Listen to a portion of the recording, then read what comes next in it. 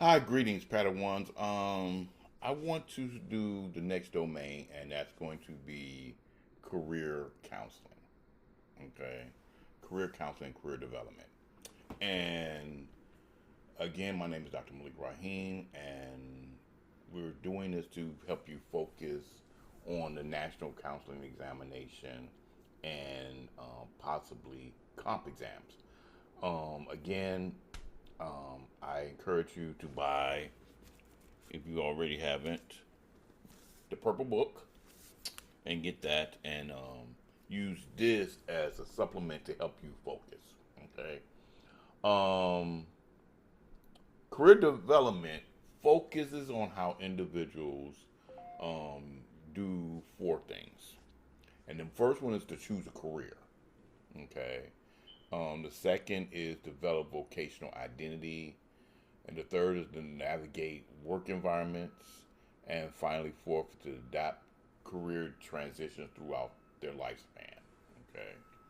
Okay. Understanding career theories helps counselors assist clients with career decision making, career transitions, work life balance, job satisfaction, and career identity development.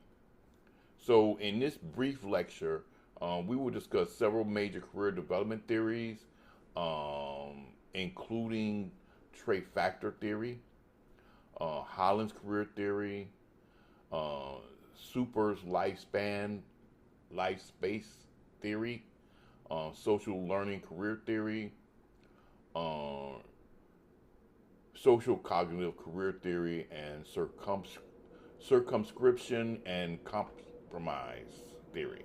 Okay, so let's first look at trait factor theory if we can.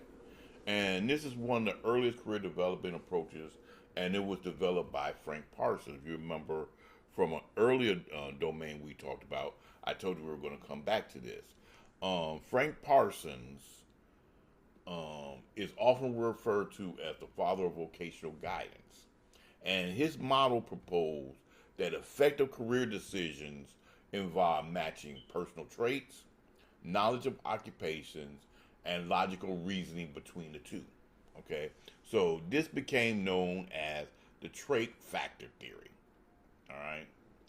Um, the goal is to align an individual's interests, personality traits, and their abilities with occupations that require these characteristics. Okay. When a person and the environment fit is strong, individuals experience career satisfaction, productivity, and stability in employment. If an individual select careers that do not match their abilities or interests, they may experience job satisfaction, career instability, burnout, and frequent career changes. Okay. The trait factor theory is the foundation for many career assessments used in counseling. Now let's look at the Holland's theory of career choice.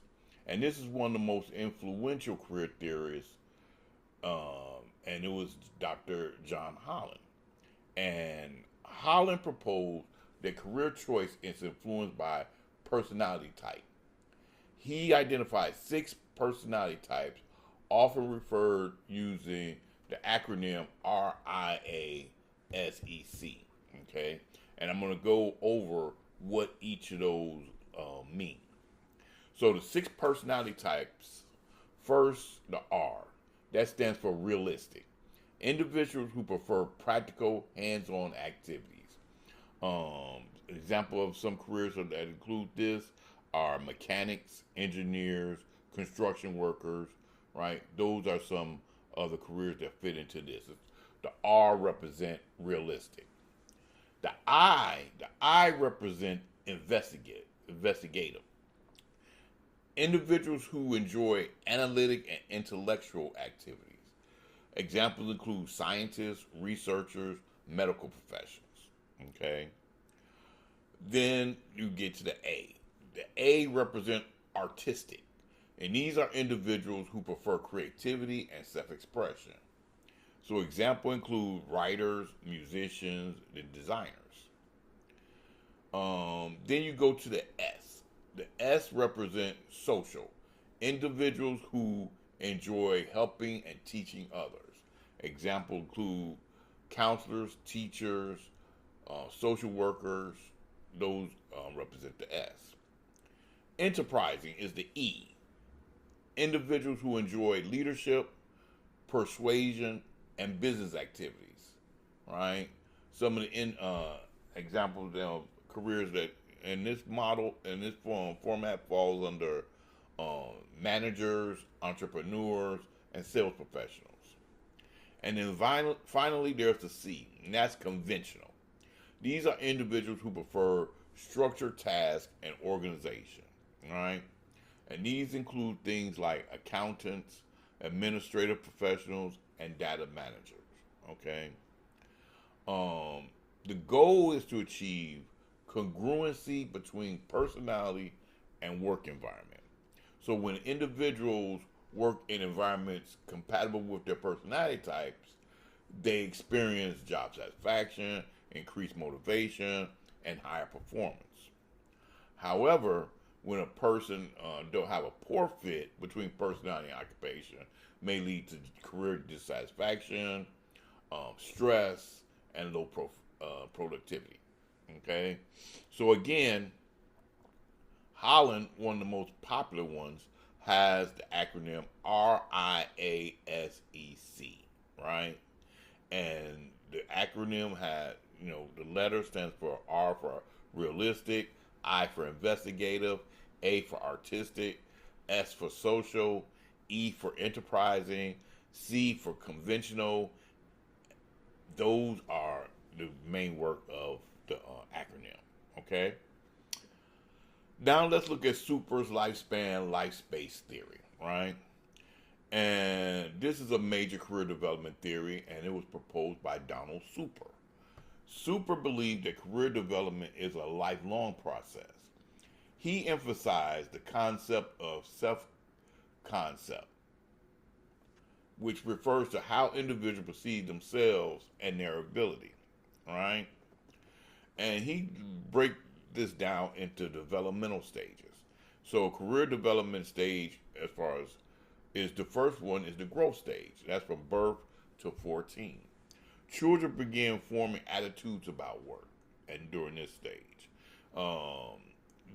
they development of interest, curiosity, and awareness of their abilities are usually formulated here. However,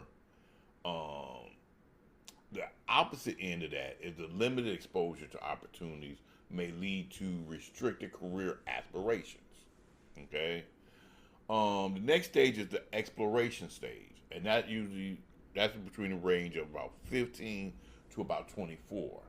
And here, individuals begin exploring career options. Right. With a positive outcome, you get development of career preferences and goals. However, if a deficiency happens, there's failure to explore options may lead to career indecision. Okay. The next stage is the establishment stage, and that goes from between 25 to 44. And in this stage, individuals pursue career stability and advancement, right? And here, development of professional competency and stability is what our goal is. However, if it's a deficiency, individuals may struggle with career dissatisfaction and instability. Okay. Then we get to the maintenance stage, and the maintenance stage is individual focus on maintaining career achievements. Positive outcomes of here are career mastery and continued productivity. A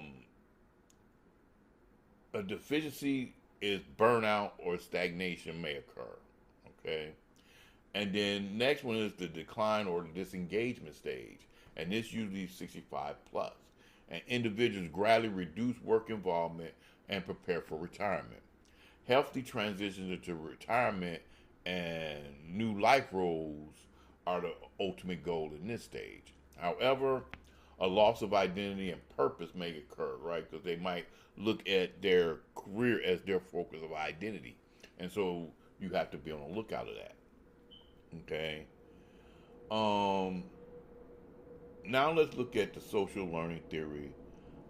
Um, and this was proposed by Krumbolz.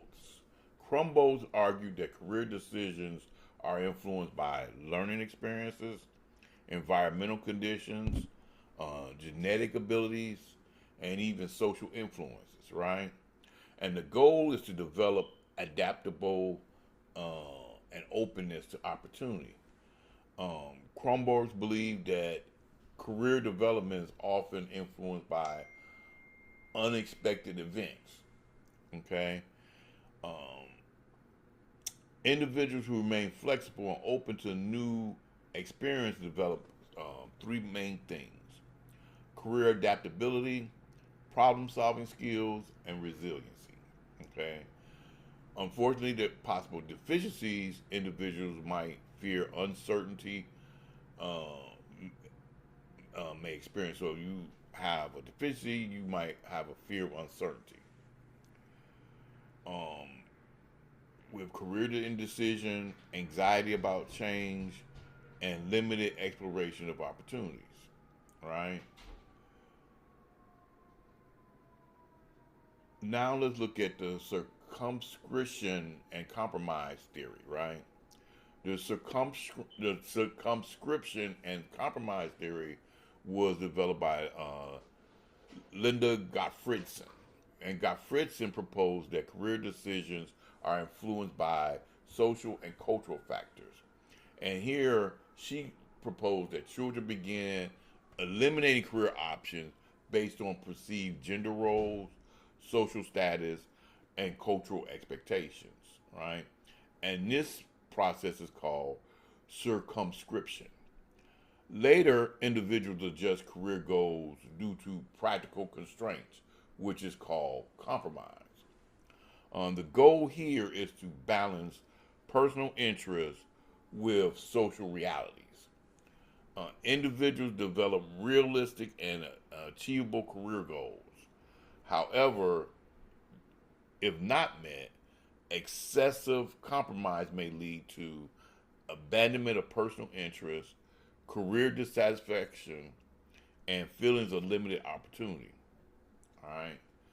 Now let's look at the social cognitive career theory. And this is a very important framework, and it was influenced by the work of Albert Bandura. Uh, in this theory, Bandura emphasized three key factors: self efficiency, outcome expectations, and personal goals. Self efficiency, self efficacy refers to an individual's belief in their ability to succeed, right? So, high self efficacy leads to career persistency and confidence in decision making.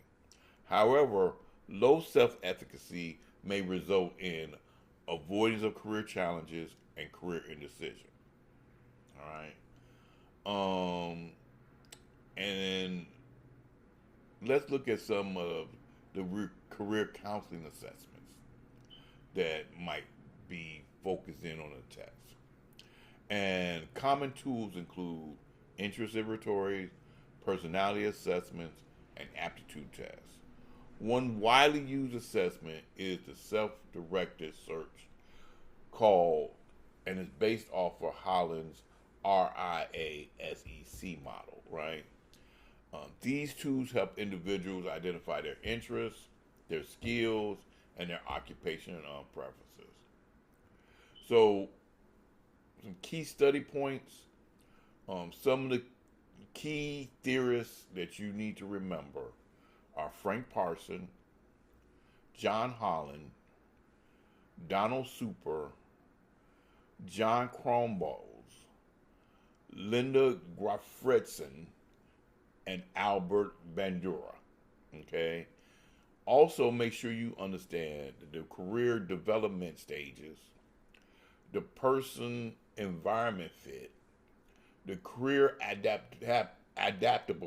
adaptability, right? Social influence on career choices, and career assessments used in counseling. Okay, um, like the strong interest inventory.